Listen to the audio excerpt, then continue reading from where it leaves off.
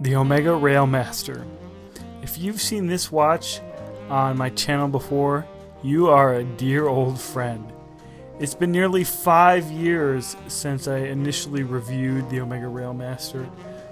That was the first time I owned this, and I recently reacquired this watch after years of having gone through other watches. It's certainly one of my all-time favorite watches, and one that I'm thrilled to re-review today. In this review of the Omega Railmaster, there are two histories that need to be told. First, the long history of the 1957 Omega Holy Trinity, and the reason why this watch, the original Railmaster, was part of that important set of watches in the 1950s.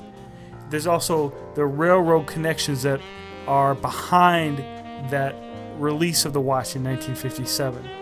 We also have the modern history of this watch, which talks about the innovations that this series of watches, the Aqua Terra line with the 2500 series, this model of course has the 2403 movement, series of coaxial chronometers in the late 90s and 2000s. Lastly, there's an interesting conversation to have about the future of this watch. Not just for me when I give you my personal perspective about this watch and explain why it's back in the collection, but also about the future of this actual model within Omega's line. I think there is indeed a possible future for this. So get on board and enjoy this in-depth re-review of the Omega Railmaster. In 1957, Omega gloriously pulled out all the stops and introduced what is commonly regarded by collectors as the Omega Trilogy. The Omega Railmaster, of which this is a re-release, the incredible Omega Speedmaster, the future Moonwatch, and the Omega Seamaster, an icon of the dive watch world and an important watch for Omega. Each of these watches were part of a technical series of watches, so-called master's watches, that were attempting to meet a professional level of quality at different areas of the sporting market. Of course, the Speedmaster was originally designed for professional drivers, certainly had other applications where stopwatch functions were needed. The Seamaster, of course, was for professional divers, and here the Railmaster was for engineers who were specifically working in places where magnetic fields would have otherwise interfered with their ability to keep time. This was something of a problem in the railway industry as well, hence the Railmaster name. To see the connection between the railway industry and horology, we need to understand that the railway industry had to develop a standard time to try to regulate schedules for trains. And this time had to be communicated in the means that were available, which was via telegraph. And once that time was communicated, then it really just depended on the railway workers' ability to accurately maintain a track of that time once they were off. Now, if there was a problem with their ability to keep accurate time, there would be catastrophic consequences, and there are indeed examples in history of trains that collided because of engine drivers having inaccurate watches. So as a result of this, there was a movement in the industry to develop a railway watch that had a precise movement, or at least initially what was considered a very precise movement of 30 seconds per week. That's a roughly chronometer precision. So Omega was a natural choice, being an established watchmaker at this time, to be the chosen watch of many railway companies in many countries. And indeed, if you look into the history of it, it's fascinating how globally Omega was an official watch for railways throughout the world: Ethiopia, Canada, Romania, Bulgaria, Poland, Italy, Nigeria, South Wales, the Finnish railways, the Turkish railways. It's really fascinating. Hence, the 1957 Omega Railmaster not only was able to bring certain amagnetic qualities to compete against other watches that were offering these kind of technical specifications, they had a lineage of working with an industry that is notoriously hard on their equipment, and so the Railmaster name must have been a natural choice for Omega at the time. Well, the Railmaster of the 50s was a master watch because of the innovative case and dial design, which enabled it to be amagnetic.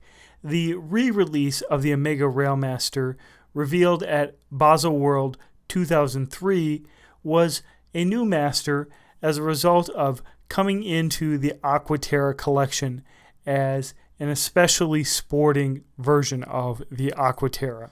The new Omega Railmaster had the classic sport watch elements of a matte dial painted with large indices with ample lume and simple case design to allow for rugged use. The new Railmaster also featured the beautifully faceted Dauphine-style hands along with the broad arrow minute hand that allowed for the watch to really pop and be very engaging to look at from any angle. It had a subtly double-dome sapphire crystal, which was reported to be AR coated on the inside, although to my eyes still, it doesn't look like it has any kind of coating. The text on the dial itself sort of signified what the watch was doing on the whole, with a beautifully executed retro Omega brand logo and curly Railmaster font straight out of the 1950s. And that's in stark contrast to the bold sans serif Coaxial chronometer text above the 6 o'clock indice. Indeed, the 2403 movement, based on the 2500 series of movement, itself based on Omega's 1120 series of movement, which is derived from the 2892 series of ETA movements, were itself, although a long series of evolutions, an important evolutionary step for Omega.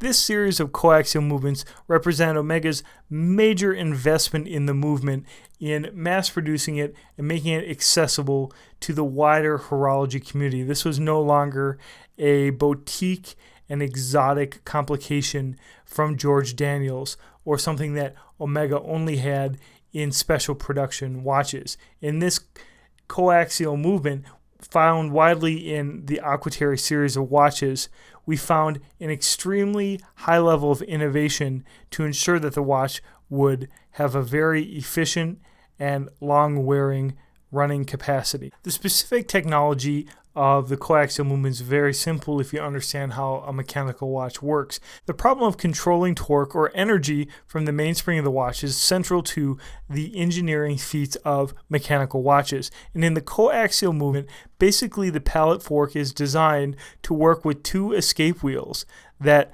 are able to be not slid but pushed as a result of the design of the pallet fork. What it's going to ensure is a very high level of efficiency and a very low level of maintenance.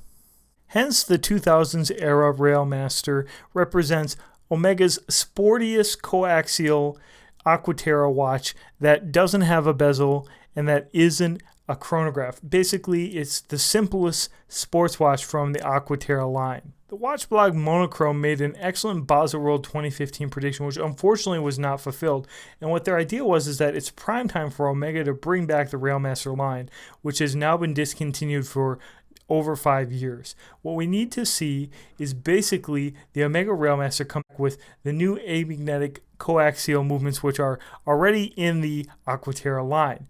This would not only bring together the original Omega Railmaster's claim to fame of being resistant to magnetic fields, but it would also bring the second Railmaster's claim to fame, being a true sports watch with the coaxial chronometer movement.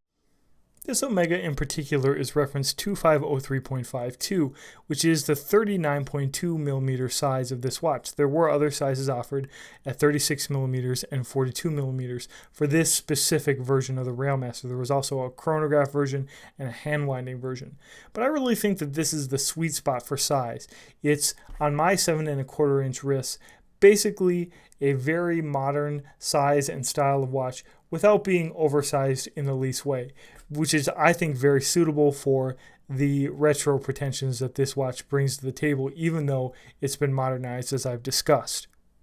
It isn't thick at all, and the crown itself, even though it doesn't have any kind of lugs, doesn't seem to catch on anything, and is nicely integrated into the case. You can wind the watch and adjust the time while the watch is on your wrist. As you can see, the crown kind of pops out. There's a lovely gasket that ensures that that water resistance is kept.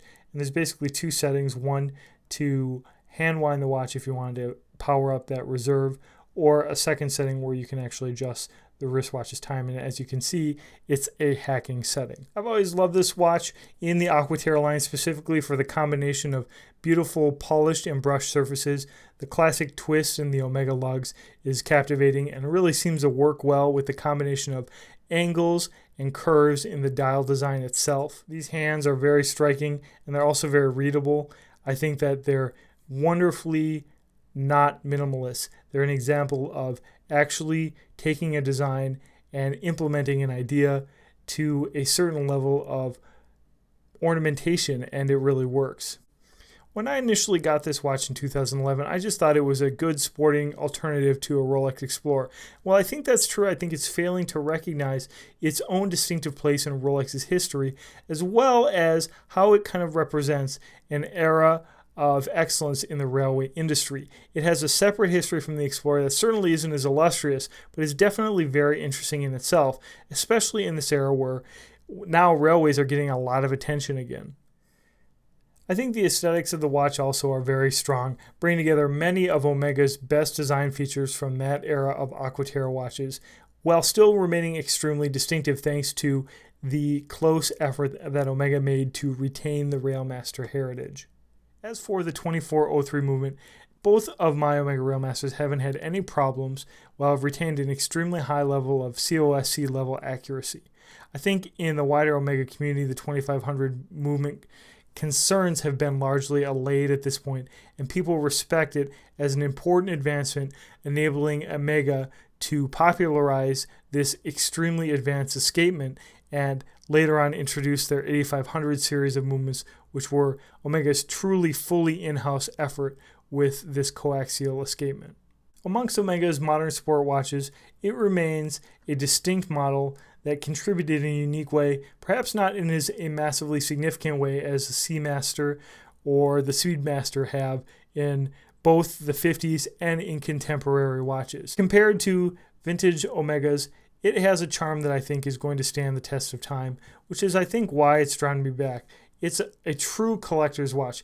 This is a watch that you really have to love watches and love the stories behind them to appreciate them, much like a lot of vintage Omegas. I think that the Omega Railmaster is just a stunning watch, and I'm really happy to have it back in my collection. I appreciate you watching this video. I invite you to like it if you have not been a subscriber here on 555 Gear. I'd really appreciate you subscribing. Please let me know what you thought of this review below, and thanks a lot.